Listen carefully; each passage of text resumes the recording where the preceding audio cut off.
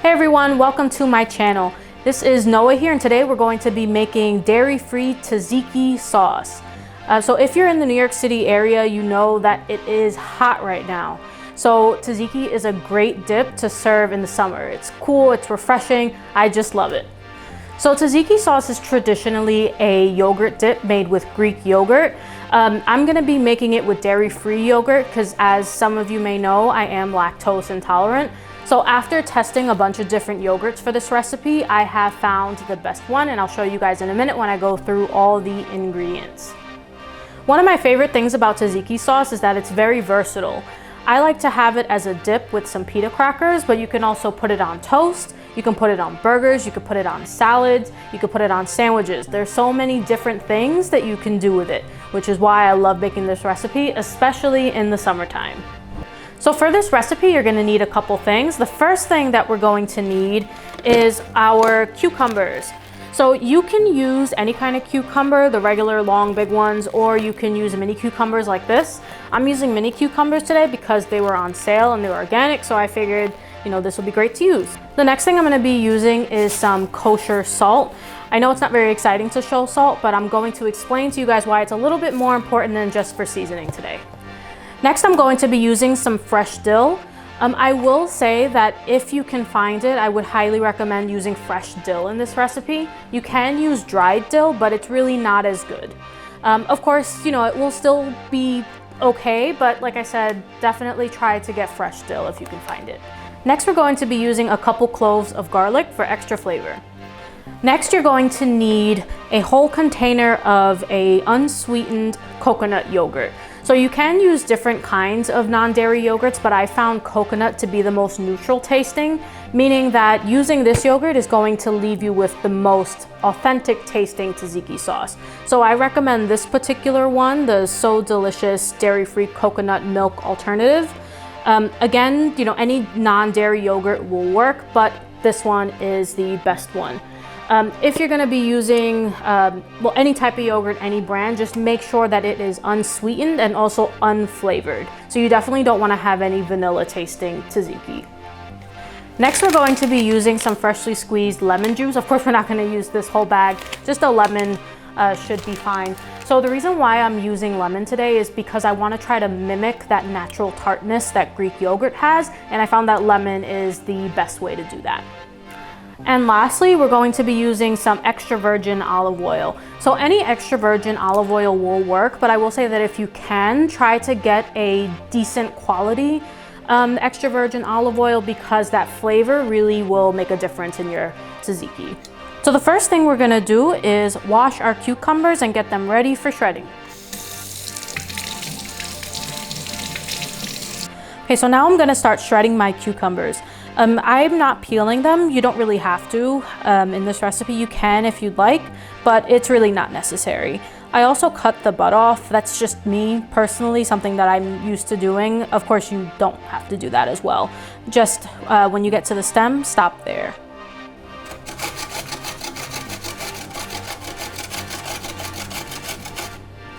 Okay, I'm gonna do the rest of these cucumbers and I'll be back with you guys in a little bit.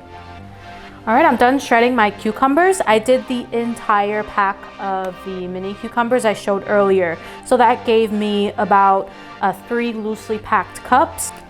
So one of the great things about this recipe is that you don't have to be super precise with your measurements. So it really makes it so that you can decide how much of each ingredient you want to put in.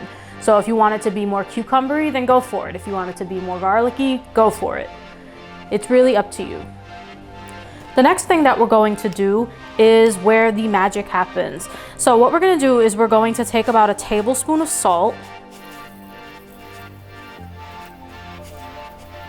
a little bit less because I spilled some while I was pouring, and we're going to pour that in and mix it around. So what's gonna happen is that the salt is going to draw out all of the moisture in the cucumbers. So after we mix in all of our salt, we're gonna let this sit for a little bit and really let all of that water leave the cucumbers. So in the meanwhile, we're going to start chopping up all of our veggies that are gonna go in our sauce. So while our cucumbers are sitting in that salt, we're gonna prepare our vegetables. So what we're gonna do is we're going to peel and mince this garlic. So with this, you really don't need to have it be so precise. They don't need to be in perfect little shapes. You can just roughly mince them.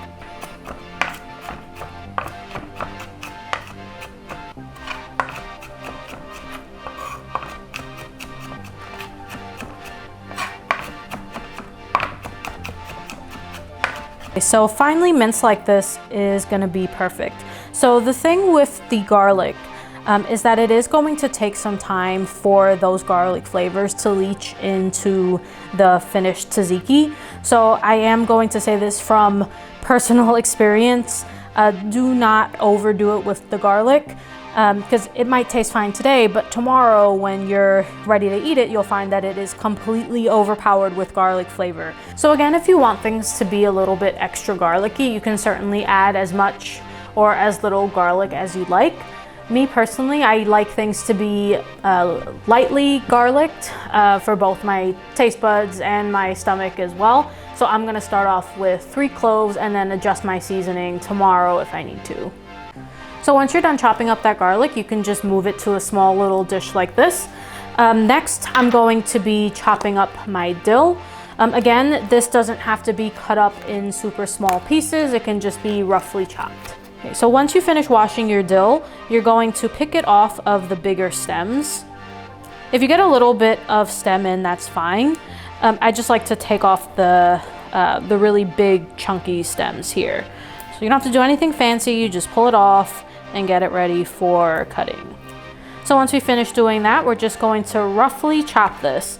So we don't want it to be too small, because we do want to see this dill very present in the tzatziki, because that's one of the trademarks for the tzatziki, is the very vibrant bright herbs that are mixed in there. So we are going to want something like this, you know, still cut up into bite-sized pieces, but not too big. So I have about 2 tablespoons of chopped dill here. I'm just going to add them to the same little dish that I have my garlic in, just to get that off to the side neatly. Again, it is completely up to you how much of any of this stuff you want to put in. So I'm going to start again with that 2 tablespoons and then add more if I need to at the end. Okay guys, so as promised, here is the magic. So again, that salt is going to draw out a lot of that moisture from the cucumbers.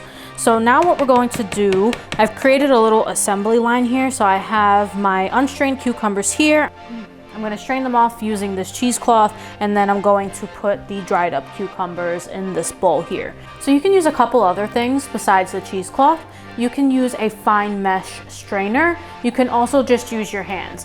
I find that the cheesecloth works the best because you can really start bringing out the water from that cucumbers. But like I said, you know, use what you have. Okay, so what we're gonna do is we're gonna take a good scoop of our cucumbers here, and I'm just gonna put them into the palm of my hand on top of this cheesecloth. So about like this should be good. And what we're gonna do is we're going to fold over this cheesecloth and make like a little pouch, and then we're just going to twist it. And as you can see, a lot of that water is already coming out. And you're just gonna keep working it, gently squeezing it until you get as much of that cucumber water out as possible. So I'm gonna finish up straining the rest of these cucumbers, and I will see you guys in a bit. Okay, so we're done straining our cucumbers. So as you can see, it looks like a lot less now because a lot of that water is gone. So now we're gonna add in our yogurt.